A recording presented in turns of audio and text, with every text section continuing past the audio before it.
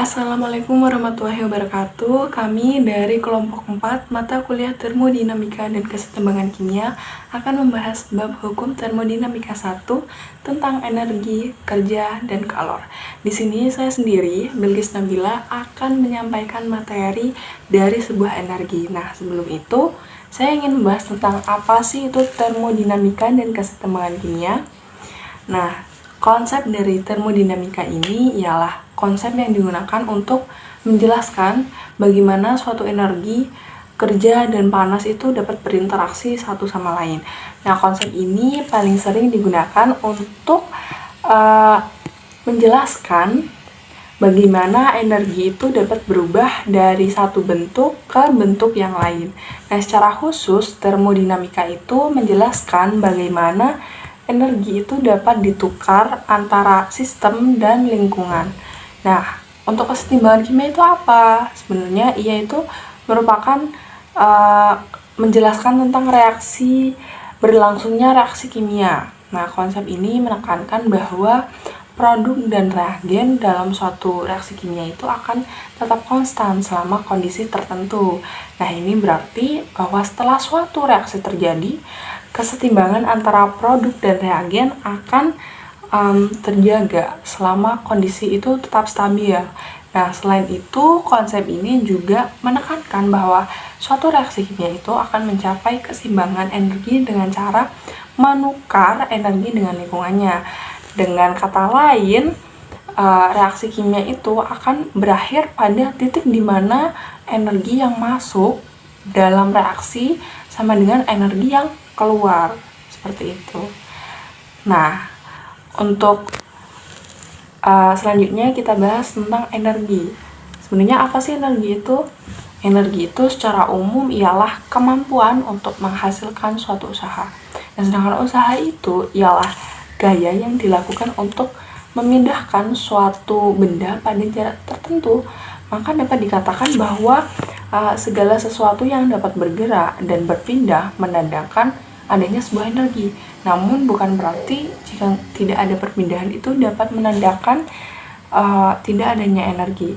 Karena poin penting dari suatu energi itu bukan hanya pada perpindahan, namun sebuah kemampuan.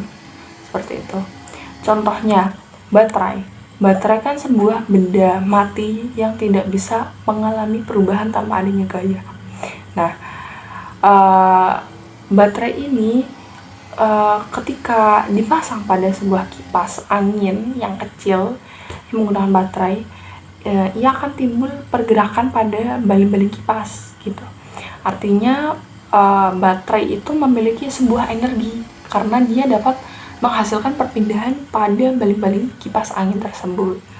Nah, contoh dari baterai dan kipas angin yang kecil tersebut menunjukkan bahwa energi itu dapat memiliki jenis yang bermacam-macam, dan energi juga dapat berubah atau terkonversi dari satu jenis ke jenis yang lainnya. Selain itu, energi pun dapat berpindah. Energi yang tersimpan di dalam baterai itu merupakan energi kimia. Saat terhubung dengan kipas angin melalui rangkaian elektronik, energi di dalam baterai tersebut dikonversi menjadi energi listrik, kemudian berakhir menjadi energi kinetik yang ditandai dengan berputarnya baling-baling pada kipas angin tersebut. Nah, energi ini berpindah dari baterai ke kipas angin, seperti itu. Selanjutnya, hukum kekekalan energi menyatakan bahwa sebuah energi itu tidak dapat diciptakan atau dimusnahkan. Nah, hukum tersebut itu selaras dengan hukum termodinamika ke-1. Nah, secara garis besar, hukum tersebut menyatakan bahwa suatu perubahan energi pada suatu sistem yang tertutup itu dapat terjadi jika ada interaksi dengan lingkungan dalam bentuk usaha dan kalor. Nah, dengan kata lain, pengurangan energi itu tidak menandakan bahwa energi tersebut hilang, melainkan energi itu terkonversi dan berpindah ke lingkungan dalam bentuk usaha atau kalor, seperti itu. Apabila kalor diberikan pada suatu sistem, maka volume dan suhu sistem tentu akan semakin bertambah atau mengalami ekspansi seperti itu. Nah, sebaliknya jika kalor yang diambil dari suatu sistem, maka volume dan suhu sistem itu menjadi berkurang atau mengalami uh, suatu kompresi seperti itu. Nah, prinsip inilah yang menjadi hukum alam dan bentuk dari hukum kekekalan energi yang sejalan dengan hukum termodinamika satu. Nah, suatu sistem itu yang telah mengalami perubahan volume nantinya akan melakukan sebuah usaha. Nah, sementara sistem yang mengalami perubahan suhu akan cenderung mengalami perubahan energi dalam. Jadi, keberadaan kalor yang diberikan kepada sistem dapat menyebabkan suatu sistem itu dapat melakukan usaha dan mengalami perubahan dari energi dalam tersebut. Seperti itu. Nah, selanjutnya kita akan bahas tentang proses-proses dalam termodinamika satu. Di sini itu hukum termodinamika satu mengalami 3 proses, yaitu isotermal, adiabatik, dan isovolume atau isoharik. Nah, untuk yang pertama itu isotermal. Isotermal itu merupakan proses termodinamika yang berlangsung ketika suhu itu konstan atau tetap. Nah, contoh dari penerapan isotermal yaitu AC atau pendingin ruangan, yaitu merupakan alat yang mampu mengkondisikan suatu ruangan menjadi lebih rendah dibanding suhunya itu menjadi lebih rendah dibanding dengan suhu lingkungan sekitarnya. Nah, jika suhu itu konstan di isotermal, maka pada proses isotermal ini tidak akan terjadi perubahan energi dalam, sehingga delta U itu sama dengan 0. Nah, ketika dimasukkan rumus delta U sama dengan Q plus W, ketika delta U ini 0, maka Q itu sama dengan min W. Seperti itu. Nah, selanjutnya ialah proses adiabatik. Adiabatik ini ialah proses termodinamika yang cara kerjanya itu dilakukan oleh gas murni yang berasal dari perubahan energi internalnya. Tidak ada energi apapun yang masuk maupun keluar selama proses ini. Contoh penerapan dari proses ini ialah penggunaan pompa pada sepeda motor. Nah, jika didasarkan pada hukum termodinamika 1, maka akan menjadi perubahan energi internal gas atau DU itu ialah banyaknya energi kalor yang disuplai dikurangi dengan kerja yang dilakukan oleh gas. Nah, ketika di adiabatik ini Q itu sama dengan 0, kalornya tetap. Nah, maka dari rumus DU sama dengan Q min P dV, maka ketika Q-nya 0, sehingga DU sama dengan min P dV. Nah, min P dV ini sama dengan harga dari W, sehingga delta U sama dengan W. Nah, selanjutnya ada proses isovolume.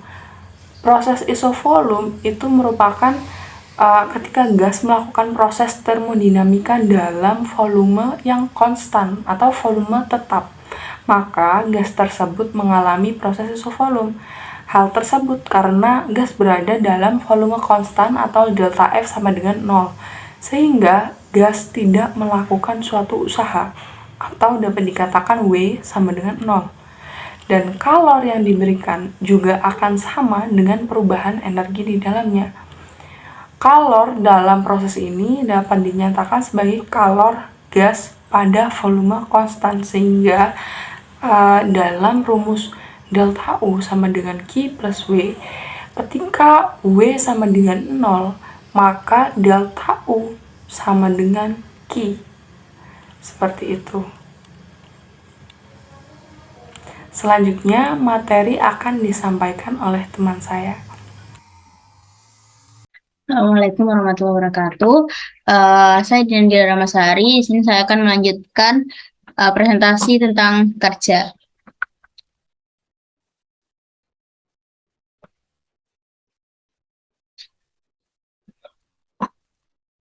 Kerja sendiri yaitu adalah salah satu bentuk energi, yakni yang berpindah dari suatu sistem ke sistem lainnya melalui gaya yang menyebabkan perubahan pada sistem atau pergerakan posisi di dalam benda.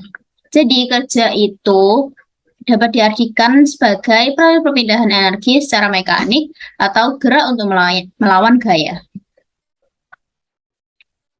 Di mana kerja sendiri memiliki rumus yaitu W sama dengan P delta V, di mana P yaitu tekanan gas dan V2 dinyatakan dengan volume gas akhir, sedangkan V1 dinyatakan dengan volume gas awal. Selanjutnya di sini ada berdasarkan persamaan dari yang W sama dengan P delta V itu apabila W bernilai positif, yang berarti gas melakukan suatu usaha terhadap lingkungan. Di mana kerja itu dilakukan oleh sistem, sedangkan jika W bernilai negatif, berarti gas atau sistem itu dilakukan usaha. Dengan kata lain, jika negatif berarti sistem menerima usaha dari lingkungan, atau bisa kita simpulkan bahwa kerja yang dilakukan terhadap sistem. Jika pada gas dilakukan usaha, yaitu gas menerima usaha, maka besar usaha yang dilakukan pada gas adalah minus P delta V.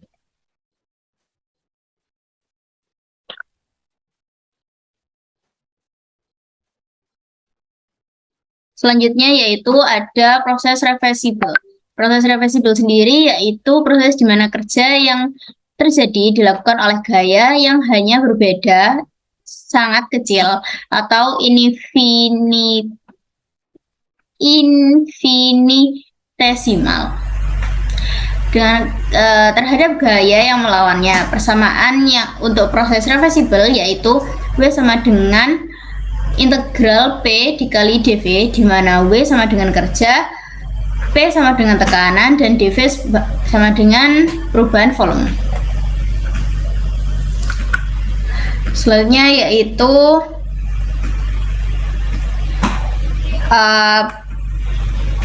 pada persamaan yang ini itu dijelaskan bila kerja yang dilakukan oleh sistem akan semakin besar jika tekanan luar yang harus dilawannya semakin besar.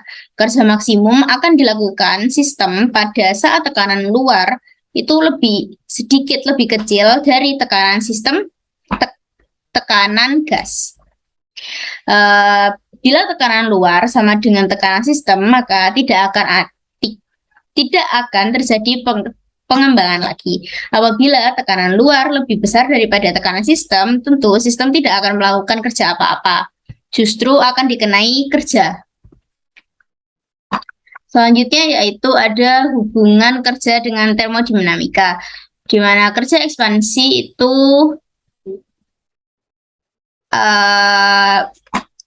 mempunyai rumus yaitu dW sama dengan min P dV. Dan ekspansi bebas yaitu ketika volume semakin banyak dengan rumus dW sama dengan min P ekspansi dikali P dV. Diketahui di sini apabila P ekspansinya itu sama dengan 0, maka dW-nya itu kerjanya sama dengan 0 juga. Sedangkan pada ekspansi tekanan tetap, apabila tekanan berubah, maka volumenya juga ikut berubah dengan rumus W sama dengan min P ekspansi delta V. Kemudian hubungan kerja dengan energi yaitu W sama dengan gaya dorong atau F dikalikan dengan perpindahan. Sekian presentasi dari saya. Selanjutnya akan dilanjutkan oleh teman saya, Miftah. Selanjutnya, saya Miftah Jannah akan menjelaskan mengenai kalor. Kalor yang disebut panas adalah energi yang mengalir atau berpindah keluar masuknya sistem karena adanya perbedaan suhu. Nah, untuk menaikkan suhu gas itu dibutuhkan sejumlah kalor. Yang jika sejumlah kalor ini ditambahkan ke sistem, maka energi kalor akan digunakan untuk kerja. Banyaknya kalor untuk menaikkan energi dalam sebesar delta U dan melakukan kerja sebesar W itu dapat dicari dengan persamaan Q sama dengan delta U plus W. Q adalah jumlah kalor, delta U adalah perubahan energi, dan W adalah kerja yang dilakukan sistem. Dari persamaan yang telah disebutkan tadi, berlaku prinsip yang penting dari bentuk hukum kekekalan energi, yaitu jika sejumlah kalor ditambahkan pada sistem, maka bernilai positif. Dan jika sejumlah kalor dikurangi atau keluar dari sistem, maka bernilai negatif. Jadi, ketika kalor ini diberikan ke sistem, volume dan suhunya akan bertambah. Begitu pula sebaliknya, jika kalor diambil dari kerja atau dikurangi, suhu dan volumenya berkurang. Dan jika sistem melakukan kerja, itu bernilai positif. Dan sistem menerima kerja, itu bernilai negatif. Lalu untuk kapasitas panas. Panas jenis suatu zat adalah jumlah panas dalam kalori yang dibutuhkan untuk menaikkan 1 gram zat tersebut setinggi 1 Kelvin. Kapasitas ini mengukur perbedaan antara berapa banyaknya energi yang dimasukkan dan berapa kenaikan suhunya. Untuk rumus kapasitas panas, itu C sama dengan dQ per dt. C adalah kapasitas panas, dQ adalah perubahan kalor, dan dt adalah perubahan suhu. Lalu untuk kapasitas kalor, jika volumenya konstan atau 0, itu rumusnya kapasitas kalor saat volume konstan sama dengan dV per dQ dalam keadaan volume konstan. Sebaliknya, jika tekanannya yang konstan, maka Cp sama dengan dH per dt pada tekanan konstan. Lalu untuk kapasitas kalor molar itu menggunakan persamaan CV M sama dengan CV per N. N itu untuk jumlah mol. Sekian dari kelompok kami. Mohon maaf jika ada kesalahan kata atau sebagainya. Wassalamualaikum warahmatullahi wabarakatuh.